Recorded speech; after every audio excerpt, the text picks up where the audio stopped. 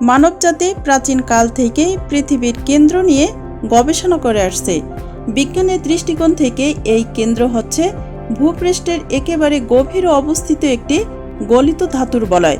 তবে ধর্মীয় আধ্যাত্মিক দৃষ্টিকোণ থেকে অনেকে বিশ্বাস করেন পৃথিবীর কেন্দ্রে অবস্থিত এক মহাসম্মানিত এবং পবিত্র স্থান হচ্ছে মক্কা শরীফের কাবাঘর। এই বিষয়টি কেবল আবেগ নয়, বরং ইতিহাস, ধর্মগ্রন্থ, ভৌগোলিক এবং জ্যোতির্বিজ্ঞানের দিক থেকেও অনেক ব্যাখ্যার দাবিদার। বিজ্ঞানীরা আর্থ কোঅর্ডিনেট সিস্টেমে জিরো গ্র্যাভিটি পয়েন্ট বা ভারশূন্য কেন্দ্রবিন্দুর ধারণা নিয়ে গবেষণা করেছেন। অনেক ইসলামিক গবেষক দাবি করেন কাবা পৃথিবীর এমন একটি ভৌগোলিক বিন্দুতে অবস্থান করছে যেখানে চৌম্বকীয় বিভাজন নেই, অর্থাৎ কাবার চারপাশে বিদ্যমান শক্তি এক অনন্য ভারসাম্য সৃষ্টি করে। একটি জনপ্রিয় ইসলামিক মতবাদ অনুযায়ী কাবা হল পৃথিবীর ভূমধ্যবিন্দু। এই দাবি প্রথম প্রচারিত হয় 1977 সালে ইঞ্জিনিয়ার ডক্টর হুসাইন কামাল উদ্দিন কর্তৃক, যিনি উপগ্রহ চিত্র ও গ্লোবাল ম্যাপ ব্যবহার করে দেখান যে কাবা পৃথিবীর প্রায় কেন্দ্রস্থলে অবস্থিত। তিনি বলেন, যদি পৃথিবীর মানচিত্র সমানভাবে ভাঁজ করা হয় তবে কাবার অবস্থান হবে ঠিক কেন্দ্রীয় বিন্দুতে।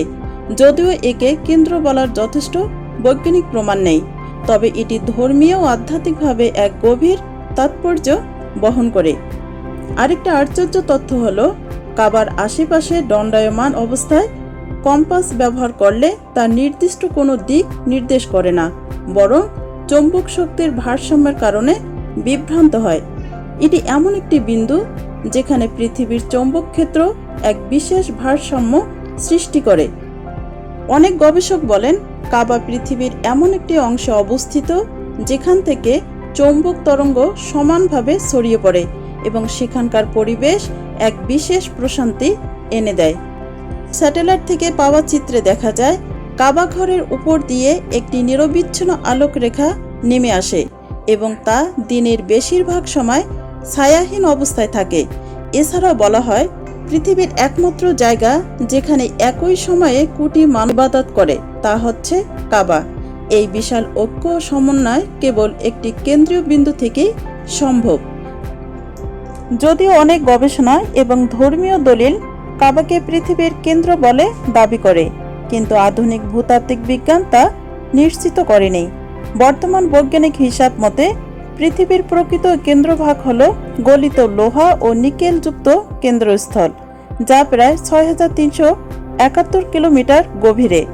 তবে ধর্মীয় ইতিহাস, মানবিক ঐতিহ্য এবং জ্যোতির্বিজ্ঞানের কিছু ব্যাখ্যা কাবাকে একটি ভিন্নতর কেন্দ্রীয় অবস্থানে রেখে দেয়, যেখানে মানুষ হৃদয় দিয়ে সংযুক্ত।